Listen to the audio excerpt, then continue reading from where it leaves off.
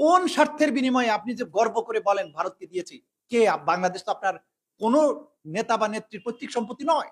এখানে ট্রেন পোড়ানোর রাজনীতি আছে বিএনপি আওয়ামী লীগের মধ্যে, এবং এটা কারো দান সৎকার মাল হিসাবে আসে নাই। এটা রক্ত দিয়ে কিনতে হয়েছে এই দেশটাকে। আমরা মনে করছি যে এই দখলদার সরকার, Awami East India Company, Lord Clive, Jagat শের আর মির্জাফরদের মতো যেভাবে দেশটাকে লুটে পুটে খাচ্ছে, এর প্রতিবাদ করা এবং আমাদের পূর্বপুরুষদের মতো করে লড়াই করে যাওয়াটা আমাদের নাগরিক দায়িত্ব। যে ভারতের কোনো প্রতিবেশী রাষ্ট্রের সাথে সাথে সুসম্পর্ক নেই, সেই রকম একটা রাষ্ট্রের সাথে আপনি যে মেমোরেন্ডাম অফ আন্ডারস্ট্যান্ডিং করছেন, চুক্তি করছেন, তার মাধ্যমে রাষ্ট্রের সমস্ত কিছু তাদের কাছে বন্ধক দেওয়া হচ্ছে কিনা আমরা জানি না, বন্ধক আপনি দিয়েছেন কিনা, কিন্তু আমাদের আশঙ্কা যে বন্ধক আপনি হয়তো দিয়েছেন। দিয়েছেন কি দেননি, জাতির সামনে এটা পরিষ্কার করুন। এটা হচ্ছে রাজনৈতিক দল হিসাবে, নাগরিক হিসাবে প্রত্যেকটা মানুষের পক্ষে আমরা এই দাবি জানাচ্ছি।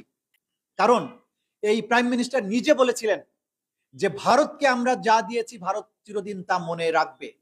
আপনি ভারতকে সবকিছু দিয়ে দেওয়ার এই যে মানসিকতা, ক্ষমতায় অবৈধভাবে আপনাকে রাখার বিনিময়ে, সুতরাং আপনি দেশের সবকিছু যে জলাঞ্জলি দিয়ে আসেন নাই, এটা আমরা কি করে বুঝবো? আরেকটা সাংঘাতিক রকমের স্পর্শকাতর জিনিস নিয়ে তারা হাত দিয়েছেন, সেটা হচ্ছে ইন্ডিয়ান ইন স্পেস এবং বাংলাদেশের ডাক এবং টেলিযোগাযোগ মন্ত্রণালয়ের সাথে চুক্তি হয়েছে। স্যাটেলাইটের মাধ্যমে আমাদের এই ভূখণ্ডের প্রত্যেকটা ইঞ্চিকে মনিটর করা, এবং সেই বিষয়ে তারা চুক্তি করেছেন।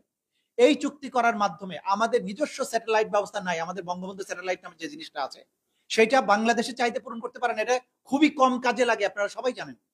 এখন ইন্ডিয়ান স্যাটেলাইটের সাথে আপনি যে ইনস্পেসের সাথে চুক্তিটা করলেন, সেই চুক্তির মাধ্যমে আমাদের যতটুকু নিরাপত্তা ছিল তাও যদি তাদের হাতে তুলে দিয়ে আসেন, তাহলে আমরা এখানে কোথায় রাস্তায় চলবো সেই সবকিছু ইন্ডিয়া বসে বসে যদি মনিটর করে, তাহলে বাংলাদেশের আর্মি বাংলাদেশের যে নিরাপত্তার প্রশ্নে যে ভূমিকা নেবে, সেই ভূমিকা নেওয়ার তো কোনো সুযোগ থাকছে না। একটা স্বাধীন সার্বভৌম রাষ্ট্র প্রতিবেশী একটা প্রবল পরাক্রান্ত রাষ্ট্রকে অবাধে পণ্য এবং সামরিক বিষয় পরিবহনের জন্য রাষ্ট্রের মধ্য দিয়ে করিডোর দেয়া পৃথিবীর ইতিহাসে দ্বিতীয় কোনো দৃষ্টান্ত নাই। এবং বিনা পয়সায়, কোন স্বার্থের বিনিময়ে আপনি যে গর্ব করে বলেন ভারতকে দিয়েছি? কে? বাংলাদেশ তো আপনার কোন নেতা বা নেত্রীর পৈতৃক সম্পত্তি নয়। এটা বাংলাদেশের প্রত্যেকটি নাগরিকের সম্পদ। আপনি বিনা পয়সায় বাংলাদেশের সার্বভৌমত্ব নিরাপত্তা বিপন্ন করে, বাংলাদেশের মধ্য দিয়ে আরেকটি রাষ্ট্রকে, বাংলাদেশকে ছিন্ন বিচ্ছিন্ন করে অবাধে পণ্য চলাচলের জন্য, সামরিক পরিবহনের জন্য যে চুক্তি করে আসা হলো, সেটা কার স্বার্থে এবং বাংলাদেশের স্বার্থ এখানে কোথায় রক্ষিত হয়েছে? নাগরিক হিসেবে এটা আমাদের জানার অধিকার আছে, আমরা জানতে চাই।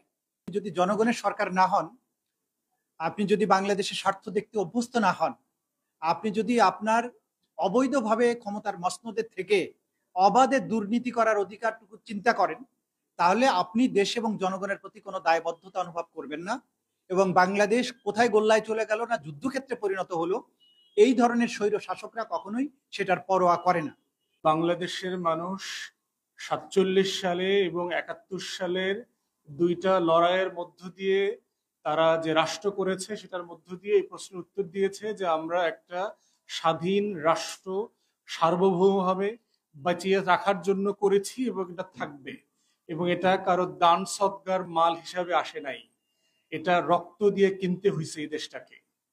এবং বাংলাদেশের মানুষ, বাঙালিরা ভুলে যায় নাই 1757 সালের সেই মির্জাফরের ইতিহাস, ঘসিটে বেগমদের ইতিহাস।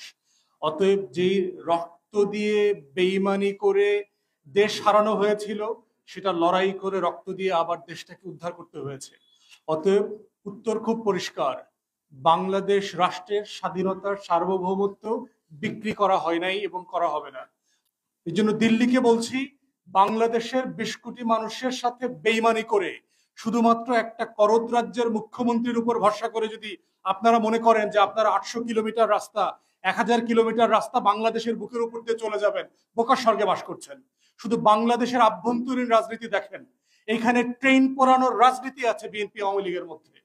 স্লিপার খুলে ফেলা, ট্রেনের লাইন উঠাইয়া দেওয়া, আগুন দিয়ে ট্রেনের বগি পড়াইয়া দিয়ে মানুষ মেরা ফেলা, এই রাজনীতি বাংলাদেশে আছে। আপনি 800 কিলোমিটার রাস্তা ট্রেন নিয়ে যাবেন এখান থেকে নিরাপদে? এটা প্র্যাকটিক্যালি সম্ভব?